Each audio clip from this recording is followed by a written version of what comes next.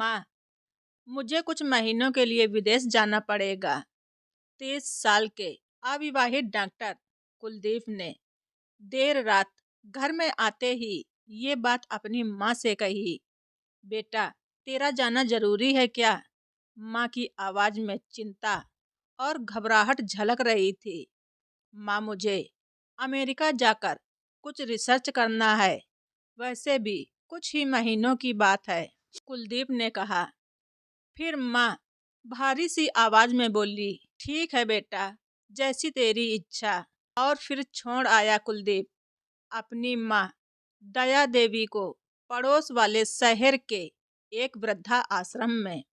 वृद्धा आश्रम में आने पर शुरू शुरू में हर बुजुर्ग के चेहरे पर जिंदगी के प्रति हताश और निराशा साफ झलकती थी। पर दया देवी के चेहरे पर वृद्धा आश्रम में आने के बाद भी दया देवी के चेहरे पर कोई भी सिकन नहीं थी। एक दिन आश्रम में बैठे कुछ बुजुर्ग बातें कर रहे थे, जिनमें से 2-3 महिलाएं भी थीं। तभी उनमें से एक महिला ने कहा कि दया जी, आपका कोई सगा संबंधी नहीं था जो कि आपका डॉक्टर बेटा आपको यहाँ छोड़ गया? ये सुनकर दया देवी को थोड़ा बुरा लगा। तभी वहां बैठी एक दूसरी महिला बोली, दया जी के पति की मौत जवानी में ही हो गई थी। तब कुलदीप कुल 5 साल का ही था और पति की मृत्यु के बाद दया देवी और उनके बेटे के खाने के भी लाले पड़ गए थे। तब किसी भी रिश्तेदार ने उनकी कोई भी मदद नहीं की। फिर दया जी ने लोगों के कपड़े सिल सिल कर अपने बेटे को पढ़ाया।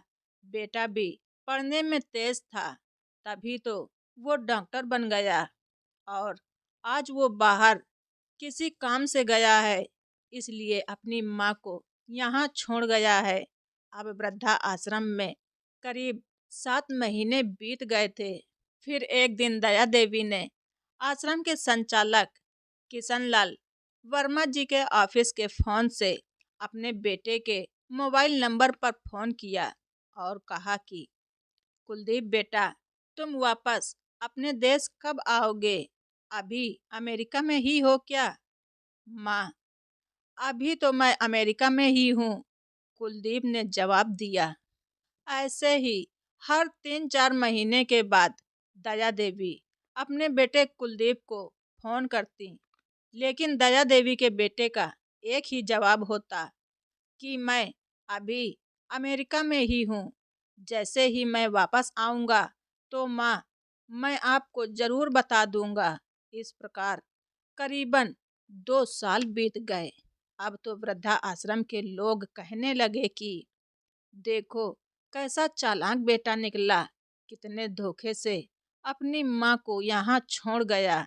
वहीं एक बुजुर्ग महिला ने कहा कि मुझे तो लगता है कि डॉक्टर विदेश नहीं गया होगा, वो तो बस बुढ़िया से छुटकारा पाना चाहता होगा। तभी वहां पर बैठे दूसरे बुजुर्ग ने कहा, मगर वो तो शादीशुदा भी नहीं है। अरे होगी उसकी कोई गर्लफ्रेंड, जिसने कहा होगा पहले माँ के रहने का दूसरा इंतजाम करो, तभी मैं तुमसे शादी करूंगी। 2 साल आश्रम में रहने के बाद अब दया देवी को भी अपने बेटे की नियति का पता चल गया। बेटे का गम उसे अंदर ही अंदर खाने लगा। दया देवी अब बुरी तरह से टूट चुकी थी और ऊपर से आश्रम के लोग भी दया देवी को रोज ताने देने लगे। उसके बेटे के बारे में भला बुरा कहने लगे थे। अब दया देवी दिन रात बेटे के लिए रोने लगी। ऐसे ही धीरे धीरे करके 2 साल और आश्रम में रहने के बाद एक दिन दया देवी भी इस दुनिया को छोड़कर भगवान को प्यारी हो गईं। दया देवी के मौत पर आश्रम के लोगों ने आश्रम के संचालक से कहा, इनकी मौत की खबर इनके बेटे को तो दे दो। हमें तो लगता है कि वो चालाक और गद्दार बेटा विदेश में होगा भी या फिर यहीं कहीं अपने ही देश में है। तभी आश्रम के संचालक आंखों में आंसू लिए बोले कि इसके बेटे को मैं कैसे खबर करूं, उसे मरे हुए तो 3 साल हो गए।